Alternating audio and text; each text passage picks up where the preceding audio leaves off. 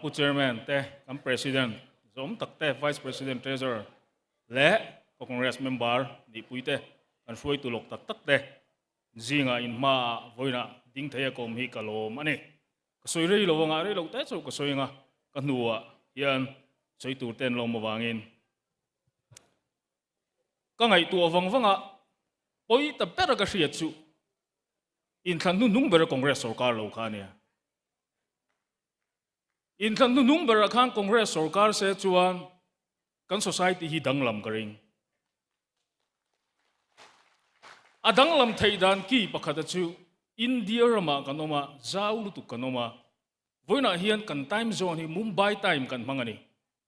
Mumbai lalut tu khan minan fruit kol ta ne khatilaya khan kan soi tu de khan congress soi tu de khan fing tak main school tran ma an ron ti ni ka school tran ma atop ta ka school tran ma poi mo zia kha anol pu hian kan main ka ria school tran ma khal om reng se chuan voina office po hi kumnga ni to do na kan ban ma to karing chuan daylight saving time kan nei yang dar ka ni thuma mo kan nei yang zan hun kan nei thanga economic activity so mang vibrant society kan nei nga hey ayan kan in to del tawang kha school tran ma ina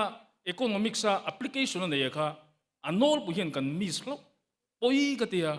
thil u yom top nia ka ngai nia chu wang chon ka ngai tu ne ne poi bera ka hria da chu in than nung ber congress or kha lo kha ni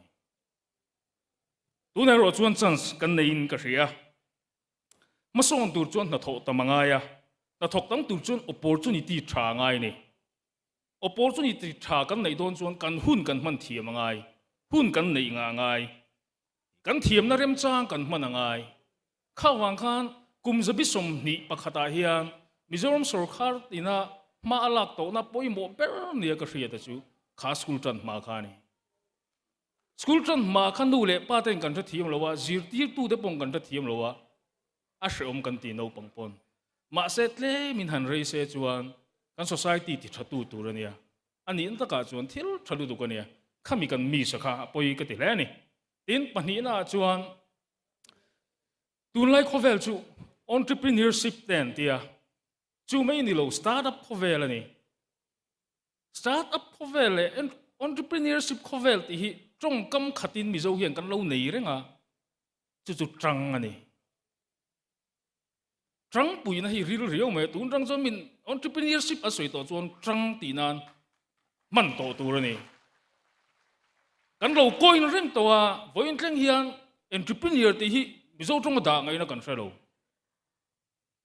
a exact word kan nei lo kan nei trang ani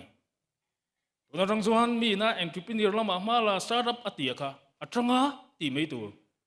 chuan zon he trang pui na hi a hlu in ka ria ten ra hianin kan president kan soi thowa sem policy ni lo freebies ni rang lo freebies ne na ngai pol tur ni lo rang in thil pakhata hian ma na tang to in history kan chiar chuan congress hi chuan mirethei chan hai chuan nuai ta na ding ji chung ta na program policy a ruam hona chu a thona sum sem ani theilo ani bjp in sarkara freebies ka du lowe atia a thona mirethei te na thil pe ka ani le a sarkara meusa ambani te na suma pelea incentive anti dei fair lo ra này chu wang zon congress chu engtik lai pon mer thei tan mi chen hai tan nuai nung te tan leirem kan ra ve thei nan ma kan son thei nan mi kan an ve na na omani voina hian kan ngan thina kan chut wang thina history te kan an chira congress dang lam na chu resource om thei na om thiam na om man ruwa nei ama hian a hausa tok mai ni human resource a hausa tat mai ni chu mi dang in tuk thei lo renga voina po hian Mizoram congress a hausa in ka ria kan foi tu te na min kai foi na hian e kan ma ba khi a engin ka ria chu wang chunin cái này pothil kan ngai tua vanga ka ngai tua e congress kan ram himnan kan nam himnan kan sa ko himnan angai nin ka riani tura kan cheve la po Manipur boy kan ria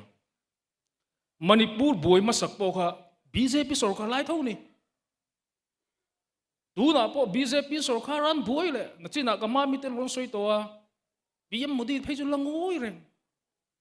kan unaw de khitan trapa antrea mang angin ngoi reng bai ni chulai kara chon Mizoram po